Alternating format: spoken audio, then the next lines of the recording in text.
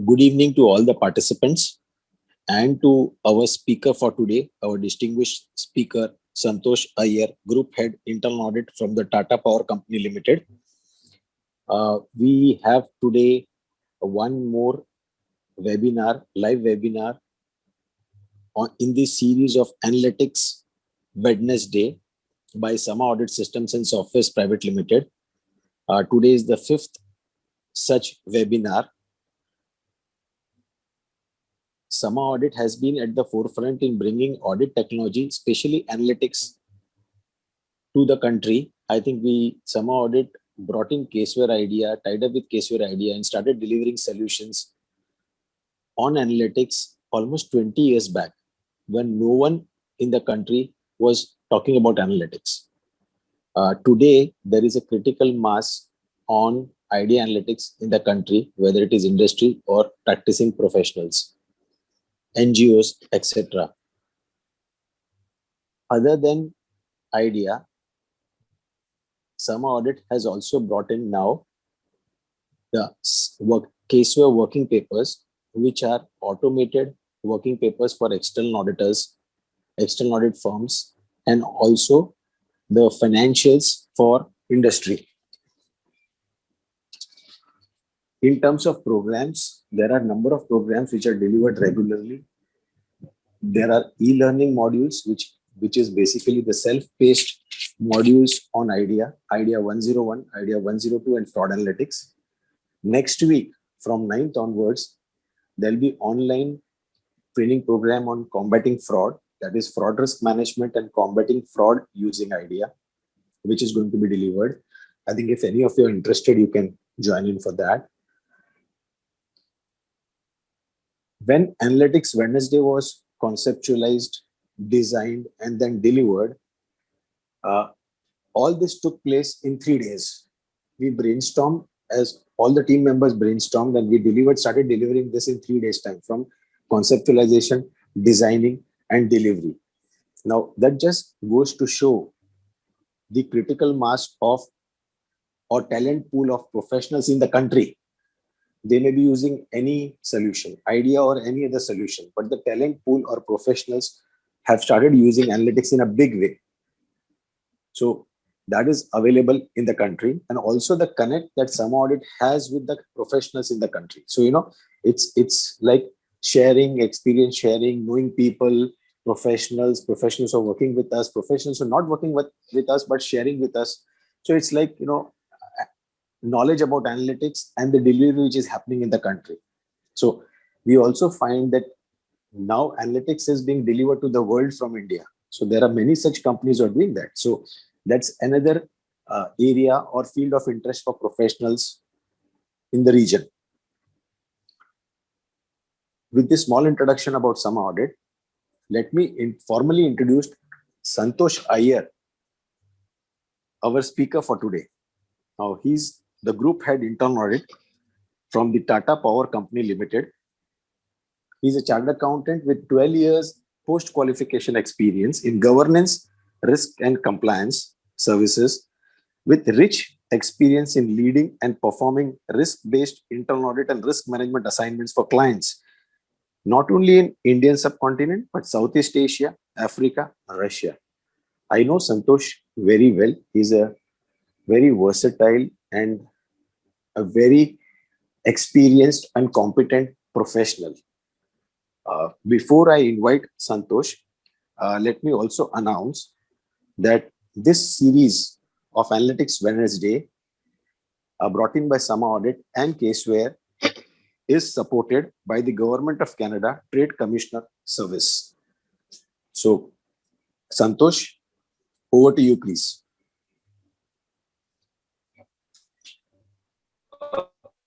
The introduction, and thanks for giving me the opportunity to express my viewpoints on the data analytics. Before I start my session, I would like to say that I'm also basically learning data analytics like all of you, and I'm very passionate about this whole area. Especially, there's a lot of things which are going on in the data analytics field. There are many things which you also don't keep yourself updated. So it's very important that as a professional, we keep ourselves updated with all the things which are happening in the world, especially in this area. So with this particular thing, and I would be basically expressing my personal view as far as data analytics is concerned. And I will just share my presentation screen.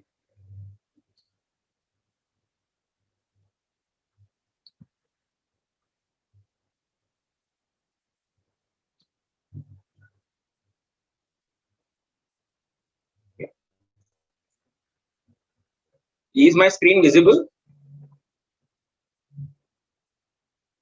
Yes, yes, please. Yeah, yeah. Okay.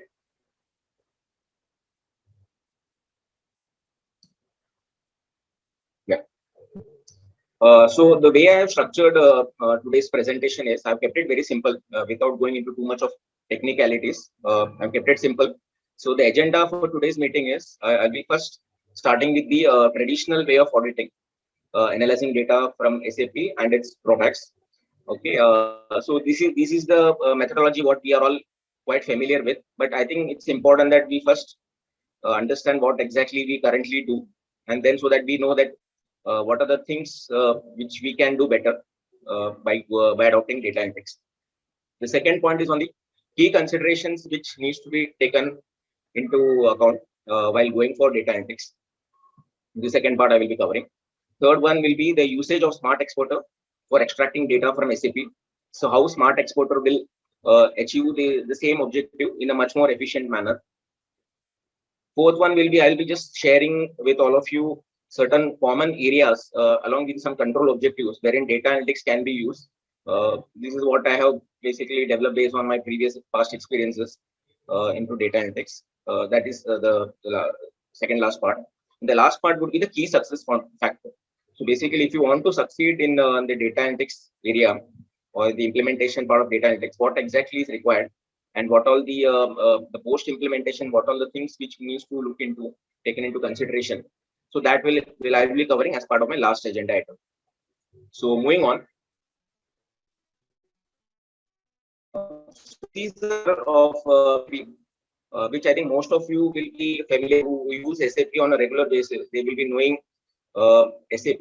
So it has got different modules like your FICO module, your MM module, production planning, sales and distribution, quality management, plant maintenance, human resource, etc., etc. So typically, how we do our data analytics in the traditional manner. So if I just a small recap for everyone. So we basically take out the standard SAP reports from the SAP. Okay, there are some Z reports which are customized reports which the business basically develop as part of their SAP implementation. Okay, or thereafter also. And the third part is the SAP table. Okay, so I would like to focus on the SAP table more here because that is the whole crux here. So under SAP table, the SE16, which basically allows you to download the SAP tables for different areas. So basically, for people who are not familiar with SAP tables, so these are basically SAP tables are the data which are stored in the raw form in the SAP. Okay, so there will be more than 1 lakh or tables in SAP itself, and SE16 is one of the table which will help you to download those the tables for the relevant areas into the system. So this is what in most companies which I have audited or have been through, okay, the access to SAP tables are not given generally to the audit team, even to the internal audit team. Okay, there are a lot of access rights issues which are there, and only in a few companies those kind of access will be given to the auditors.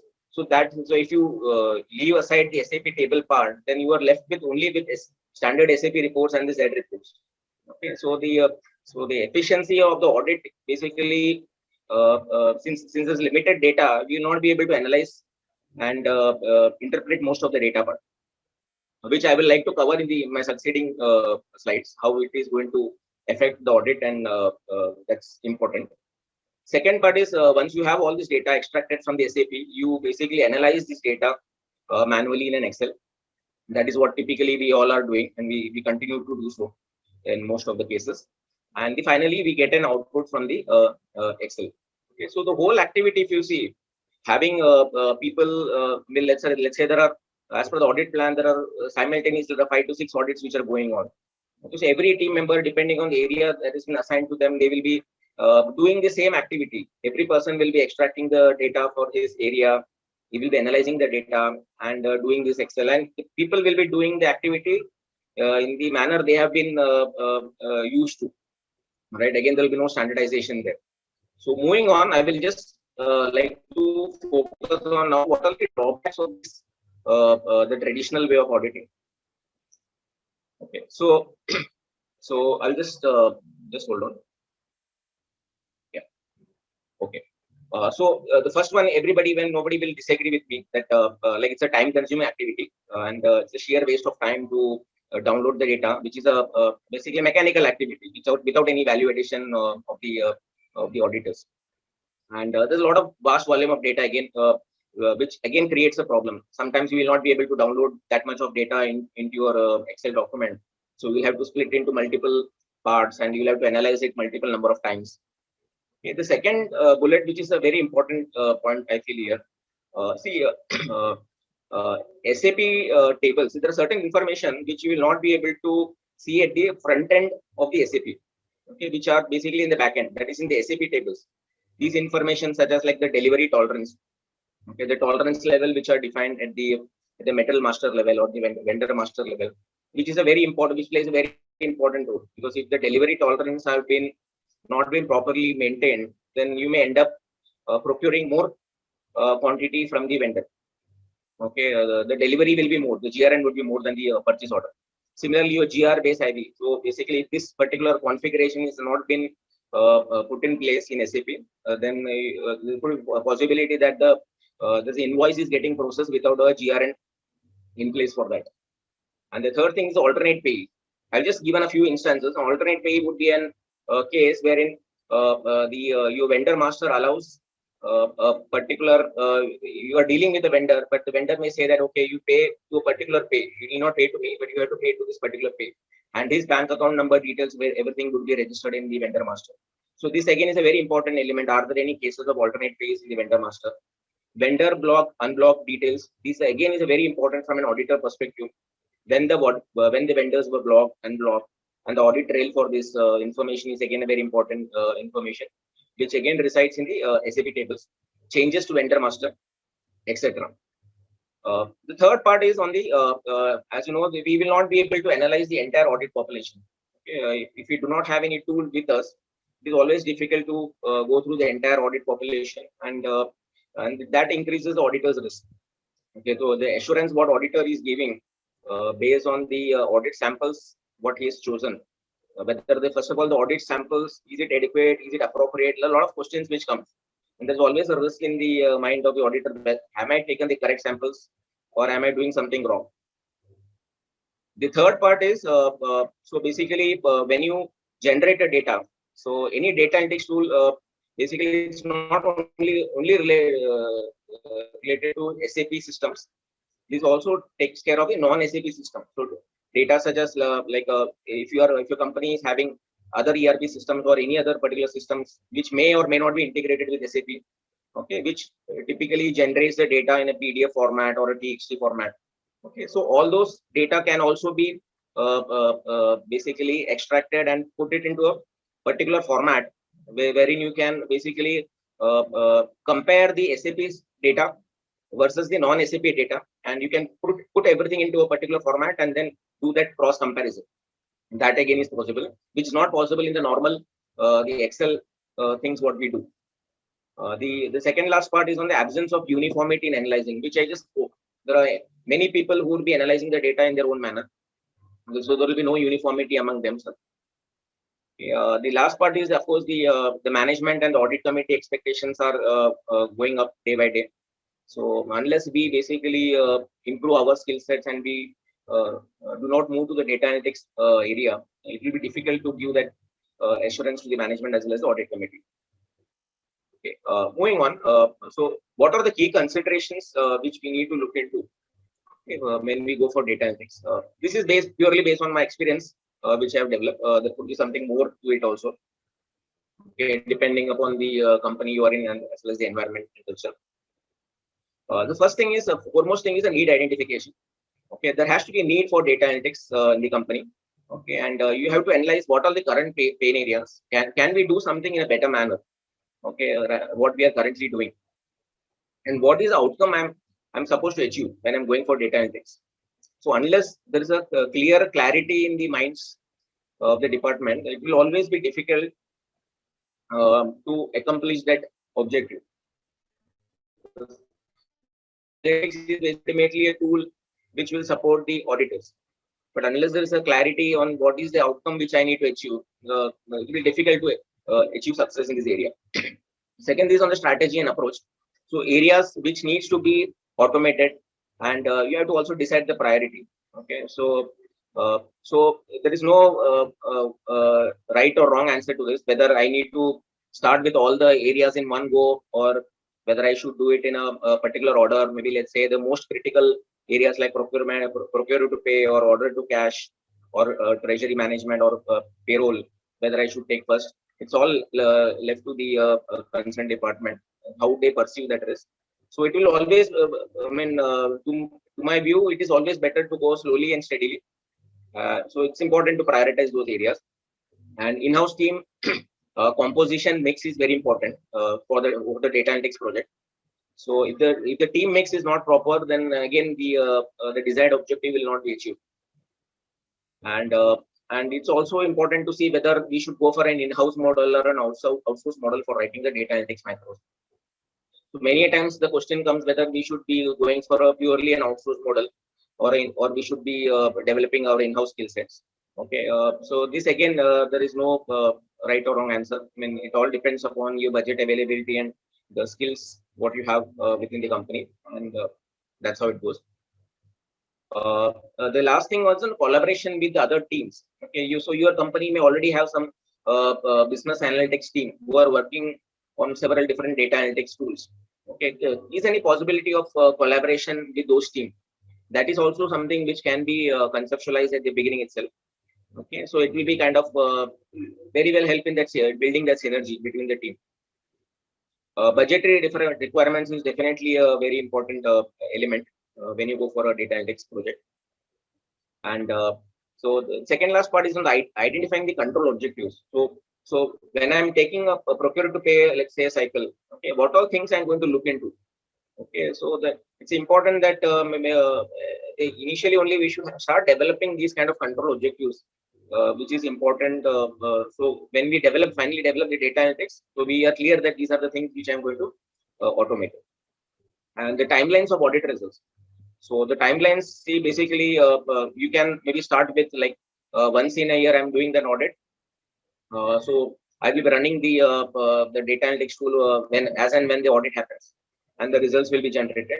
Or you can say once a particular process gets matured, maybe on a quarterly basis we can start with the red flag reporting.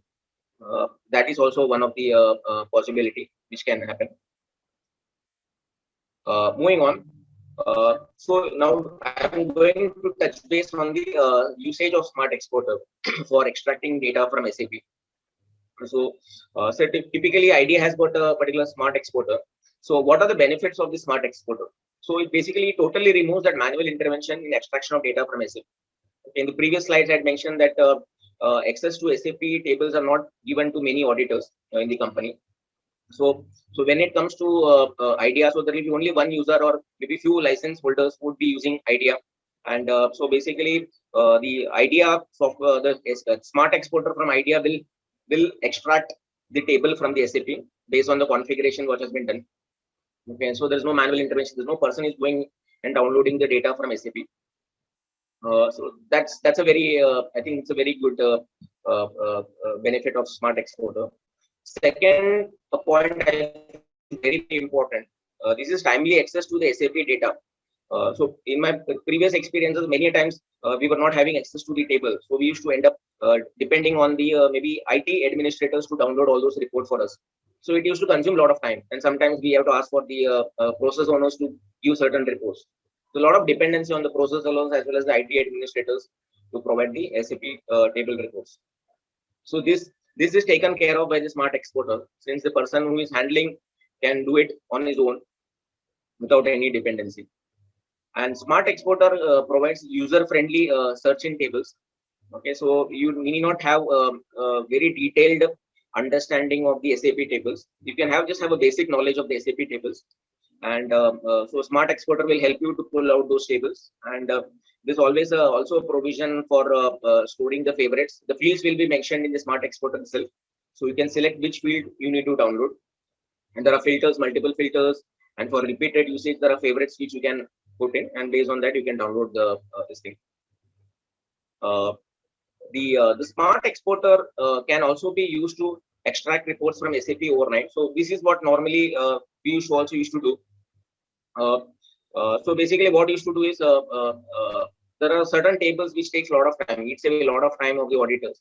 So we may have a separate machine for this data analytics, and we'll keep it overnight for the SAP tables to get download. And when we come early morning next time, the next day, so we will see all those tables getting downloaded. And if it's getting properly configured with IDEA, then you will might as well also get an exception reports generated early morning. So this saves a lot of time of the auditors. So now I would like to touch base on some of the control objectives from the certain areas. Let's start with procure to pay cycle. Okay, the first control objective is on the splitting of POs done to circumvent the SOA. So many times you will see that this particular user may not have an excess rights for let's say 40,000 is the is the limit what is given assigned to him. Okay, but he has to process a PO of 80,000 rupees. So he may split that into two parts so that he is able to achieve that objective. And so these kind of things can also be looked into by the data analytics, whether the splitting of POs happened or not, and whether it's circumventing SOA. Then you will have same item, same date, same locations, okay, having a different purchase rate. This is typically you will see normally in your data analytics. This kind of analysis are usually done in Excel also, but in Excel it's a lot of time consuming. We'll have to do a lot of VLOOKUP, pivot, and many other data sets needs to be clubbed together. Then you will get the final output. And emergency procurement, this is one area again you can analyze. This is based on how it has been typically configured in your SAP systems. So that you can have a statistical kind of approach here. The emergency procurement, you have under over delivery tolerance level, whether it has been appropriately defined in the SAP system or not. Okay, so unless if it's not defined as per the company rules, or somebody has made any changes in the tolerance level, then it is a huge risk. So because it's a configuration risk, in case it's not been properly configured, it's a problem for the auditors. So second, then you will have this four-way matching check. So if somebody will say three-way, and you have a PO, GRN, service entry, invoice payment. Okay, so this again is like SAP systems will have this inbuilt controls. So when you do the audit, you also check whether these controls are actually existing or not during the audit period. There could be a case of changes made to the purchase order after the issuance to the vendor. Okay, there could be purchase order amendments or some changes would have been done. So we'll have to see what exactly why the change was made, whether it has gone through the approving authority as per the SOA or not. That is something which is very important here. And duplicate payments to vendors. Okay, this is also usual checks what we do. Okay, so this again with the help of data analytics, we can make it very easily be done. So you just have to basically configure those macros for those areas. The blacklisted vendors made active without appropriate approvals. Okay, so the blacklisted vendors are basically tagged in the vendor master. So, when we analyze this particular data set, we'll have to see what is the output which is coming, and then we'll have to see the relevant inherent controls in that particular area. Who all have been given access? So this is basically an access rights issue. Whether somebody has been given access who is not supposed to be have those access. Whether the change was legitimate and justification was in place or not. Segregation of duties check. Whether you have this purchase order, GRN. Okay, whether the person who is creating a purchase order, whether he has got approval rights, the person who is approving the purchase order, whether he is also having GRN rights. Okay, there will be several other case of segregation of duties checks what we can have in the repository. SOD rules, what we say. There could be a case of metal specifications defined in your RFQ, your vendor cost, and the purchase order. Whether there has been change in the material specification, okay, in these documents, what we had agreed with the vendor, what vendor has agreed in their technical specifications, whether the same terms and conditions has been migrated into the purchase order or not. This typically will happen, especially in a case wherein you have different systems for floating the RFQs and obtaining the vendor quotations, and this can be more relevant there. And purchase orders not purchase order terms not as per the management approval. This again, whether the management approval has been taken through SAP or it is outside SAP, what management has approved, what terms has gone into the purchase order, all those things are very relevant. And POs raised on vendors with low performance. Okay, so typically, as a process, you may have vendor performance rating. These ratings may or may not go into SAP, it may be offline. So whether can we work on an integrated way wherein you know that what are the vendor performance rating? Are we giving POs to the low performing vendors? This is also something can be configured and done through the analytics. PO created without GR based invoice verification check. So this again is a very important configuration related control. So in the absence of that, you may end up paying to a vendor, basically booking an invoice and paying to a vendor without certification or confirmation of goods received or service received. The other thing is purchase orders created on public holidays, Sundays. This again is quite easily be done through the particular data index. Metals procured from vendor against a purchase order at a high rate, although the fixed rate agreement is in place. So you may have a case of like on outline agreements or particular contracts with the vendor, especially for items. The rates don't vary too much during the year. Okay, so while I have a particular agreement with the vendor, am I going and purchasing the same material from the same vendor or maybe a different vendor at a different rate, at a higher rate? So these kind of analysis can also be kind of performed. Okay, you can have your time taken to release, purchase, PR and PO. These are the efficiency checks what we can do. And aging of the open purchase requisition and open purchase orders. Okay, so typically you may have this purchase orders which are open since long. So whether as a company there's a process like for let's say every 3 months or every 6 months, if the PO is not closed, then it will auto close in the system. Whether those processes are happening properly or not, that can be looked into. Transactions with vendors after the account was dormant for a long period. Okay, so it's basically fraud related, so some area which are prone to fraud risk. So whether am I transacting with a vendor who was dormant since for a long time? So how come the approval, whether any specific approval was taken, and so all those things can be looked into. And early and delayed payment made to the vendors. This is also something which can easily be looked into, and especially in case of this micro, small, medium enterprise MSME vendors, wherein we are supposed to make the payments within 45 days. So this becomes very important from a compliance point of view also. Okay, now moving on. So this is on the vendor management now, the control objectives. So you have this, we can perform various analysis here. So I have listed down certain analysis. Some of these we have actually configured in IDM, and certain things which we are looking at how do we go about. So so it's a mix of both. These are the items which I have based on my previous experience and based on our risk control metrics what we have populated here. So you can have a control on the multiple vendors having the same bank account numbers, multiple vendors having the same PAN numbers, GST numbers, same contact numbers and same address. So vendor management, vendor master is again a area which is prone to fraud risk. Okay, so while you analyze these particular items, and let's say you get some exceptions here, like multiple vendors are having the same bank accounts or PAN numbers, GST. So probably that maybe the vendor name has changed. That could be one of the possibility. Earlier he was operating from a different name, or now he's changed his name. The company name has changed. Or it could also happen that the same vendor is operating through two different business. And then we can see whether the same two different people have bid in a particular whether they have bid together.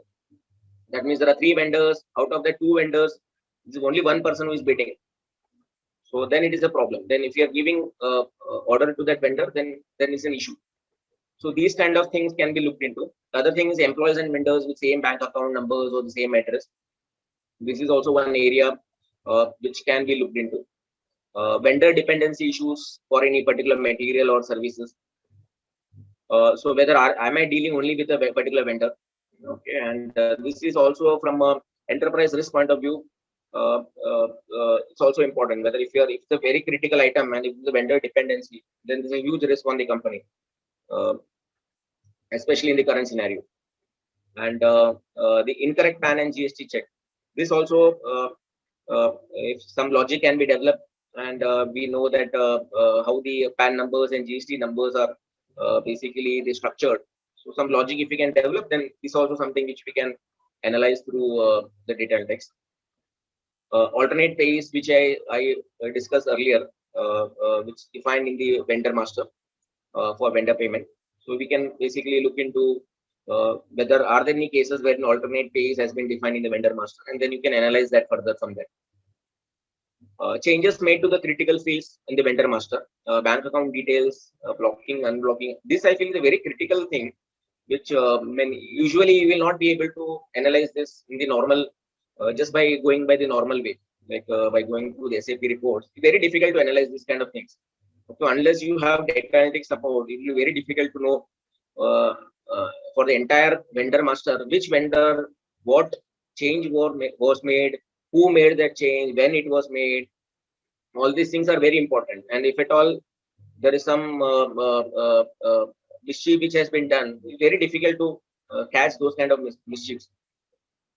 Unless you have this kind of data analytics ability, it's very difficult to check those things. So vendors with multiple vendor codes, this can be checked. Vendors with missing details such as PAN number, GST, address, contact, etc. This is something which can also have issues when you file the your returns, GST returns, PAN income tax returns, and all. You will have a problem there. So it's a very important. Vendor reconciliation account missing checks. So here, so basically, so the way SAP operates is like you have this reconciliation account. So all your vendors are basically your subledgers, and then finally it goes into the vendor GL. So in case the vendor reconciliation accounts are not properly configured, then the information will not flow into the GL. So again, it's important that with all the vendors, these reconciliation accounts have been appropriately configured there. And materials procured from same vendor on multiple occasions through one-time vendor route without creation of vendors in the master. So as you know, in SAP, there's also a provision for creating one-time vendors. So when you create a one-time vendor, these are typically used to in those cases wherein you don't have to basically you don't have to transact with that vendor multiple number of times. So and there will be some sort of policy also in the company. In what case you may have to go for one-time vendor you can go for. So this is one, I think, a very important control here. In case I'm going by the one-time vendor route for a particular vendor multiple times, then why I'm not creating, why I'm not registering that particular vendor in the vendor master? Okay, so these are the things which you can analyze, and you can ask those questions. So these are the when you analyze through the data analytics, you will get some indicators. Okay, these are some exception outputs which will come, and then it will make our auditors' job more easy, and they will have to more drill down on those areas and to identify what actually has happened. Probably they will have to go more into the documentation and see what exactly has happened. Moving on, now on the inventory management area. So here we can review the duplicate material codes for the same items. So if you have a situation of duplicate material codes, then you may end up buying the same items under different material codes and resulting into excess inventory. You will have a slow moving and non-moving inventory checks, which can be also be performed with the help of data analytics. So as long as you are tagging those slow moving and non-moving items based on a particular criteria, this can definitely be possible to do through analytics. And you can have your physical verification of inventory, preservation of spares, Whether if it's a defined frequency given in the company, then physical verification whether it is happening as per the frequency defined, whether preservation of spares are happening as per the defined frequency, all those things can be looked into. Critical spares, this again is very important, especially for the manufacturing setup, or any other companies wherein in the absence of the spares there could be a breakdown, and there could be loss to the company. So whether the adequate number of critical spares are maintained, and whether the reorder levels are properly defined, whether the inventories have been maintained as per the reorder level, it is important. If you have a fast moving inventory, whether is there any nil stock in those cases, and whether it has gone below the reorder level, okay, without a procurement being initiated, this is very important, which can be looked into. Metals procured without purchase order. Okay, this is also typically possible through SAP. Can be done. There are some ways and means to do this. So in these cases, we can basically catch hold with the help of analytics. You will come to know. You'll have to see which are the movement types which are getting affected, and based on that, you can pull out those reports whether those kind of purchases happened or not. You have a situation of the inventory difference at the end of the year, or maybe at the half yearly when physical verification happens. The inventory differences, positive, negative, it will be accounted in books, okay, with proper approvals and all. Okay, so we'll have to see, okay, if at all there's any accounting entry has gone into the books for inventory difference. Especially again, this will have, but it will go through a particular movement type, whether appropriate approvals have been taken or not as per SOA. So these questions you can ask. You will have a situation of this quality check not activated in the master, okay, which may result into basically the quality check not being performed. So we'll have to see basically whether the quality has been tagged in the system in the master or not. Okay, so these again is a configuration check whether it's been done properly or not, and there are ways and means wherein this can also be bypassed in the system. So this is a very important control from that perspective. And the other usual controls are delays in accounting GRN in books after the goods inward. Okay, whether it is happening in a timely manner, because it exposes the company. It's not done in a timely manner. It exposes the company to various other risks in case there is any issue in the intervening period. And you have your cases of PO regularized in SAP after physical receipt of material site. Okay, this also wherein cases like there are multiple sites in the company, and you may see that a particular site person has called up the vendor and the material has already reached the site, and then the PO has been put across in the SAP, because SAP has a functionality, unless there is a PO, it will not allow you to book a GRN. Okay, so it will go in a chronological order. A PO, then GRN will be required, then invoice and payment. Okay, but physically the material can be received before the PO. So this can be basically looked into by comparing your GRN document date with your PO date, whether it has been backdated or not. Okay, you can also see through the GRN entry date whether the entry date has been done on a later date. Moving on, this is on the travel part. So on the travel, the usual objective is what we can see is who are your most frequent travelers. Okay, for your business or your department, this can be something can be looked into. Whether on the same date, same employee has submitted a particular bills for two different locations. Okay, so this is also something can be looked into. Travel reimbursement outlier analysis. We'll have to see whether the reimbursement, what are the amounts. You can apply different logics. Okay, and then you can see whether this is coming under the outlier or not. You may have a company policy on the what all the items which will get reimbursed and what are the prohibitive items. Okay, whether so we can see whether corporate cards which are spent by the company are properly judicially used and properly done, and payment has been done for the proper services.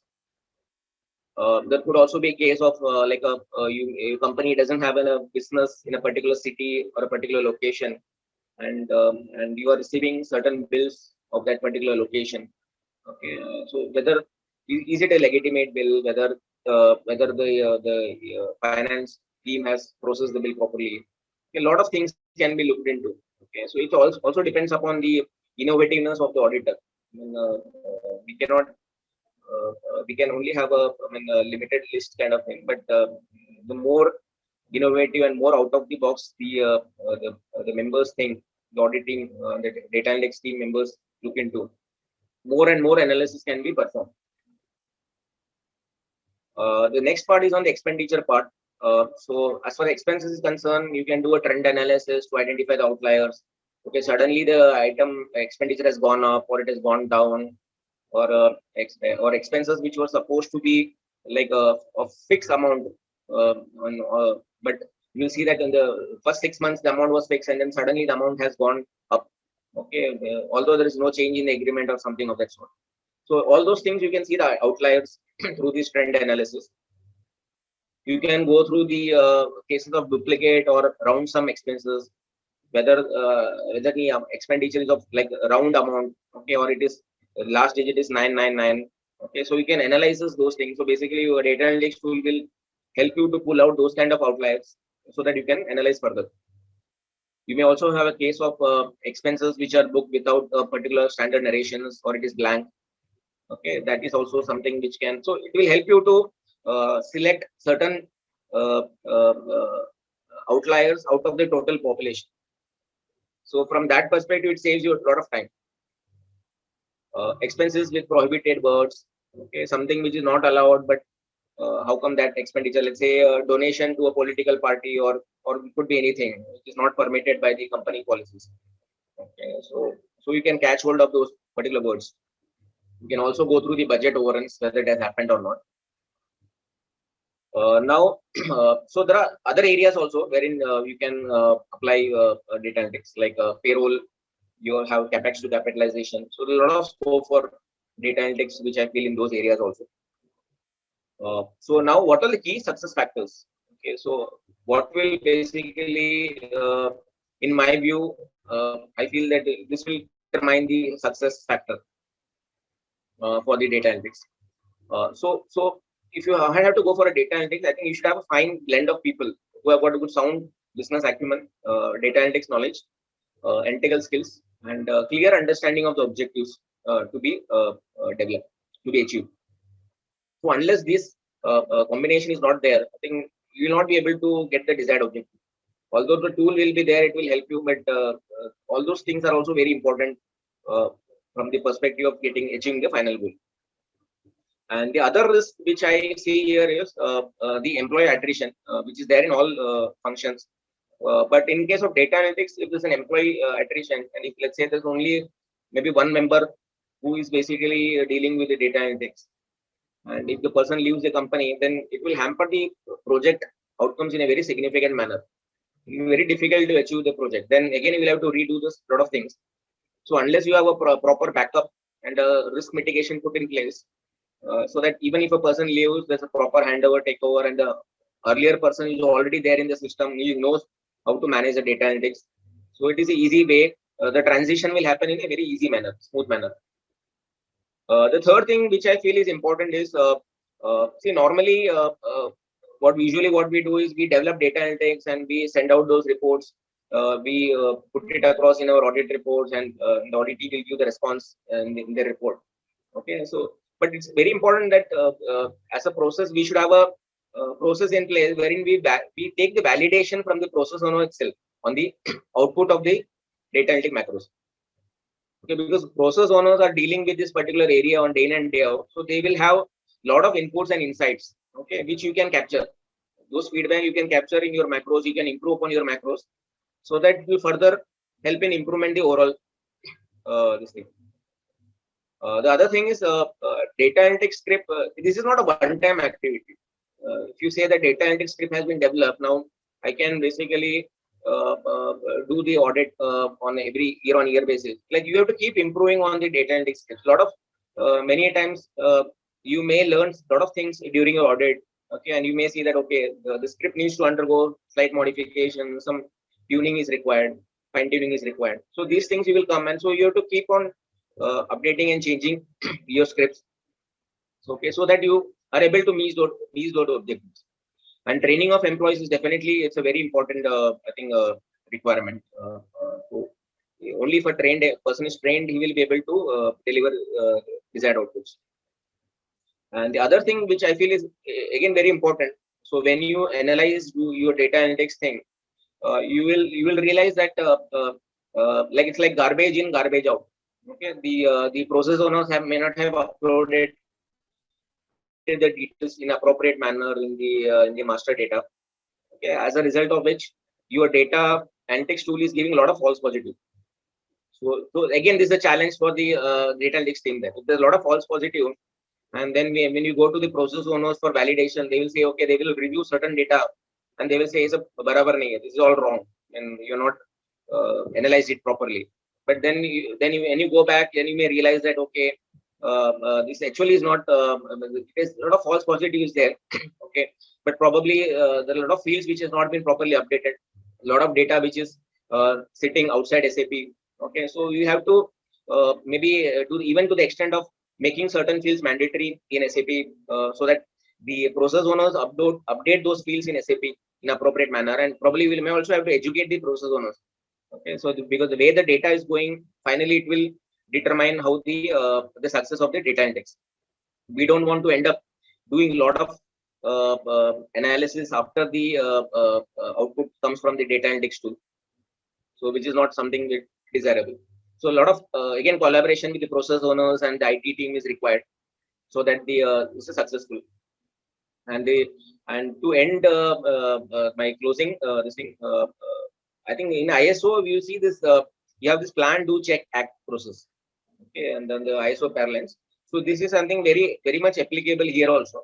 So when you implement a particular data analytics, first of all you have to do the planning. Okay, you have to execute those particular macros. You have to implement those systems. You have to execute those macros, and you will have to do checking. Okay, what went wrong, what went right.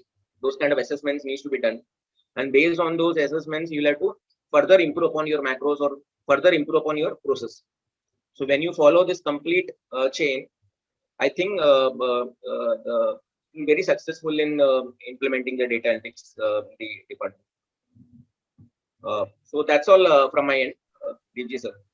Yeah, Santosh, thank you very much. I think this was a hands-on presentation sort of thing, coming from your heart, because you have implemented that in a number of companies. I can say so from your experience, you have put this across. I think the most important slide is, which is there already on the screen, which is the key success factors. You have highlighted all the things which are important for making a data analytics project successful, and especially rounding it up by saying plan, do, check, act. I think PDCA cycle, very important for data analytics. There are a few questions. Right. I think I'll take the audience questions first. I also have one or two questions. Natarajan is talking about, I think, a very important question. How do we ensure data security in usage of Smart Exporter? Because data security is important on need to know basis. So what are your comments on that, Santosh? Right. Okay. So before I start, I would like to say I'm not an expert in this area, but I will answer all the questions to the best of my knowledge. Okay. So as far as Smart Exporter is concerned, whatever the data which Smart Exporter pulls out, okay, these are all only the read-only mode, and there's no edit or anything. And your the data which is sitting in SAP, that will remain secured. Okay, and the whole thing happens with the help of IT, your in-house IT team. They will ensure it's a very important activity. It's a very relevant point what you raised. Okay, because the moment you are saying that okay, I have to go for this particular data analytics tool, your IT team will first see whether this proper IT security is put in place or not. Okay, and so those things are taken care of by the local IT team. And any which ways, the data analytics is basically will only pull out the data from the SAP tables based on the configurations what you have done. So it will not do anything else.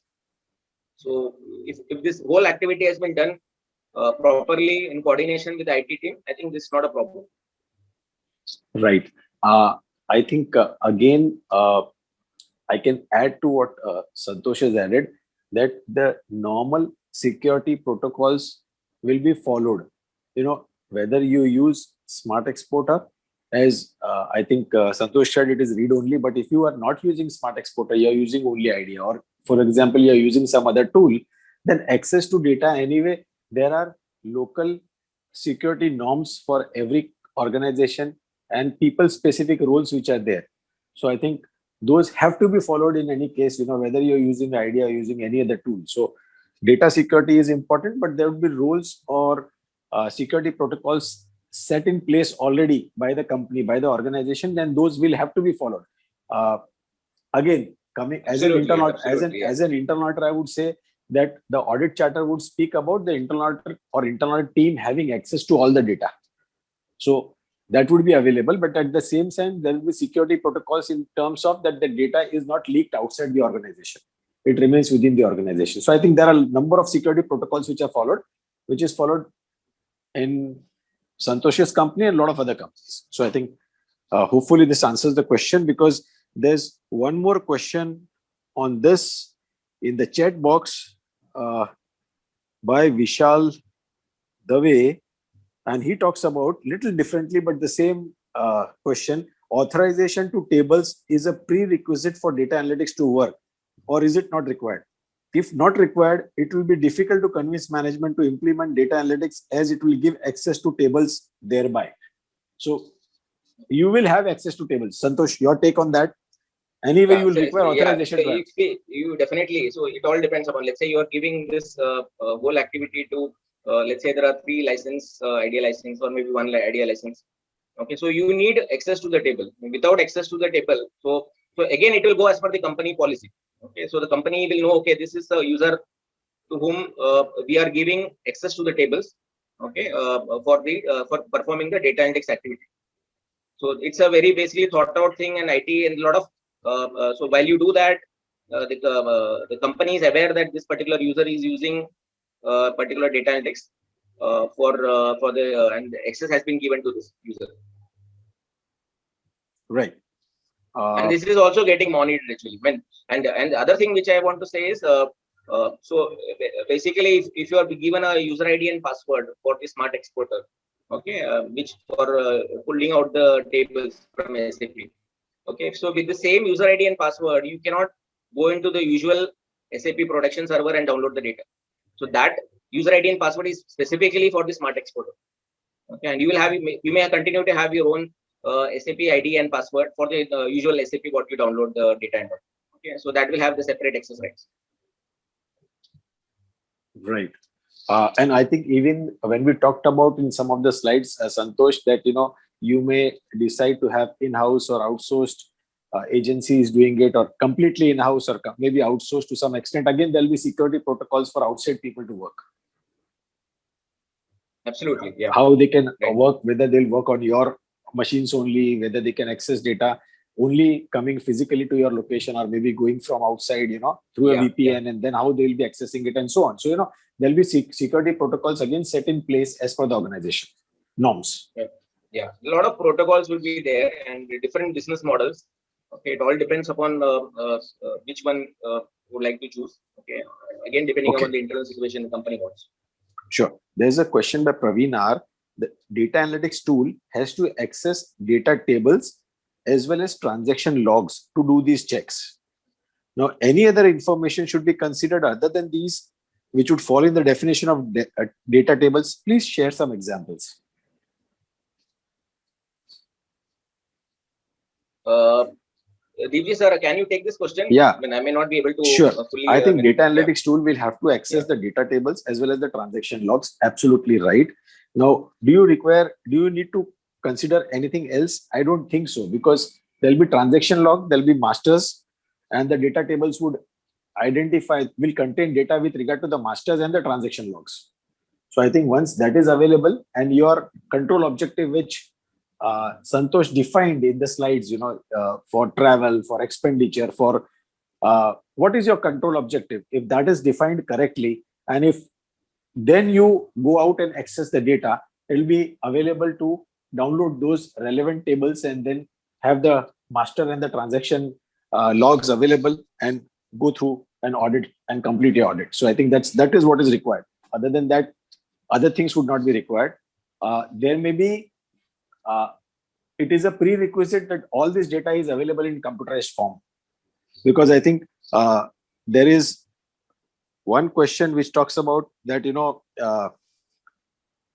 the Mr. Shiv Kumar has talked about, that you have RFP data for, I know you talked about, Santosh, you talked about the procure to pay cycle. And in that, RFP data is available. And then you have to compare that with the quotes on, the purchase orders which are given. And if there is a variation, and there may be some manual data.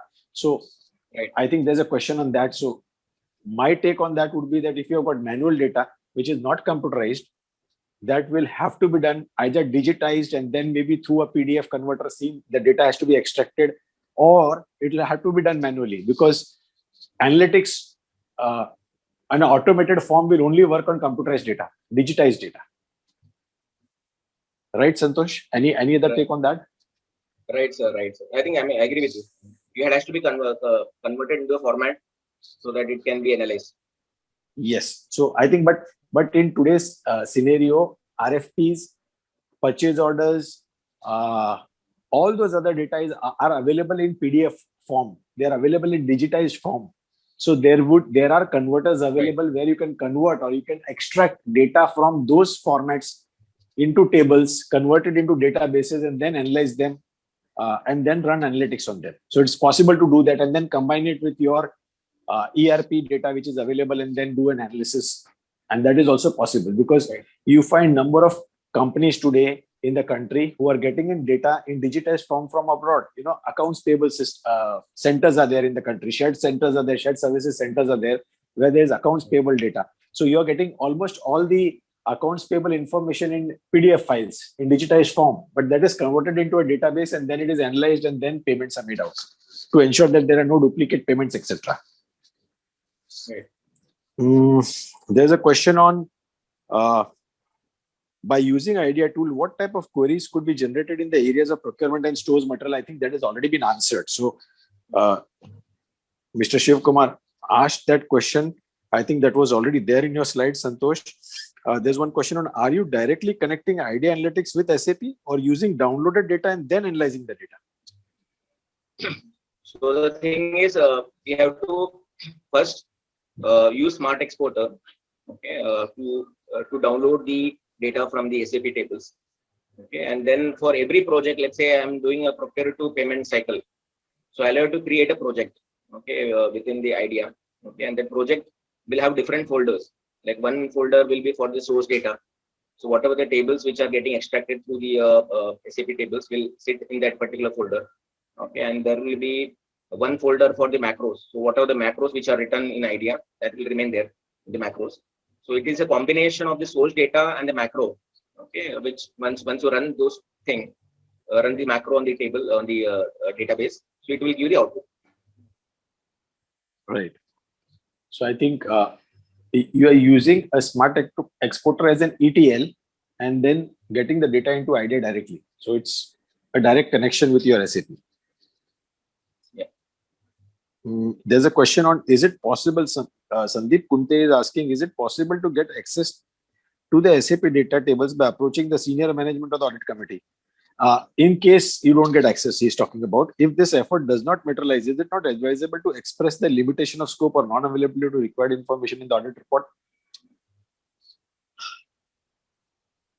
Santosh, your take on that?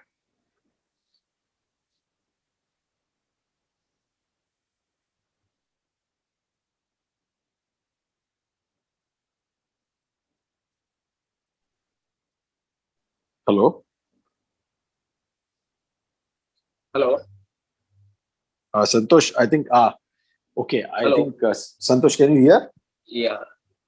Okay, I think the... I can hear you. I think there's some network issue. Yeah. No issues. I think Sandeep ji, of course, if data is not available to an internal auditor, as you have rightly said, you can express a limitation of scope or, you can do that. So that's not an issue. There's one question on what kind of TDS related check can be performed through data analytics. I think you would like to answer it now, or we can write in later on.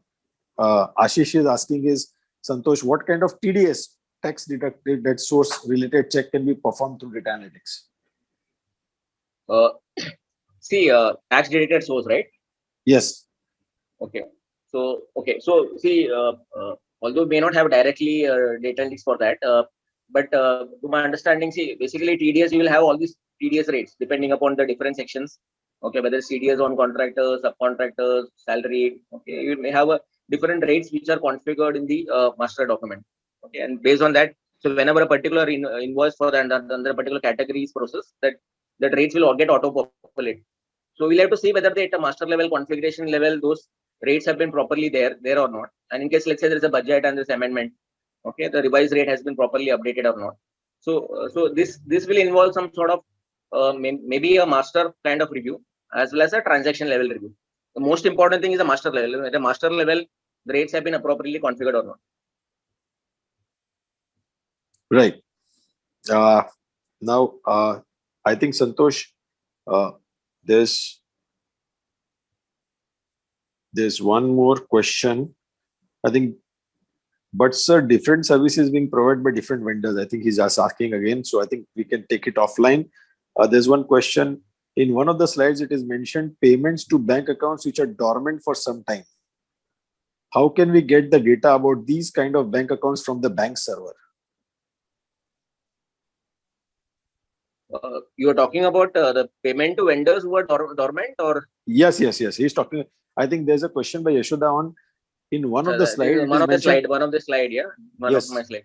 Yeah. Mentioned payments to bank accounts which are dormant for some time. Yeah. So how can we get the data of these kind of bank accounts from the bank server?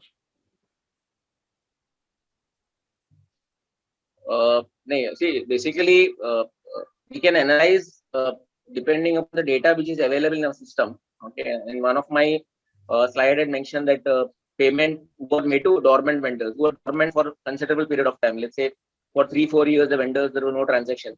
Then suddenly you are seeing a very high value transaction with that particular vendor. Okay, so those kind of things I was talking about.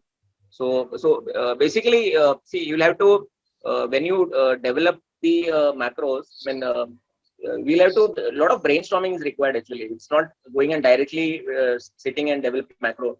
We'll have to see what can go wrong and what are the data sets which I need to address those concerns. Okay, so from that perspective, then only be able to develop that macro in appropriate manner. I'm not sure whether I'm able to respond to you in appropriate manner. I think Santosh, your answer is most appropriate, because I think depending on the business vertical, depending on the organization, and depending on the need by the auditor and the management, a particular macro or a script or a control objective would be developed. So maybe payment to a dormant bank account, maybe in some organizations, they will say more than 5 years, let's check that and find out. In some organizations, they will say maybe more than 2 years would like to check, So it all depends on the business and type of, vendors you have, type of payments are being made, etc. Right. I think these are mostly the questions which have come in. But I think I'd just like to add that on the chat box also, there is a lot of appreciation for the presentations. A lot of people have put in a lot of appreciation for the presentation. Santosh, so I think most of them have said that this has been an excellent presentation, hands-on, very informative. So educative, informative, and practical, simple but impactful presentation, excellent presentation. Thanks, Santosh. Informative and covered everything in a very short way. So I think let me thank you, Santosh, for this wonderful, excellent presentation, and let me thank all the participants, because I think we had the full participants on the Zoom, and then I think there are many more participants on YouTube. So thank you very much, Santosh, for this very informative, short, practical presentation, and available to speak and share all these things with all the participants, So that's very important. And thank you very much to all the participants for being with us on this episode or this webinar on Analytics Wednesday. Thank you very much. Thanks a lot. Thank you, sir. Yeah. Thanks. Have a nice day, everyone. Thank you. Same to you. Thank you. Bye.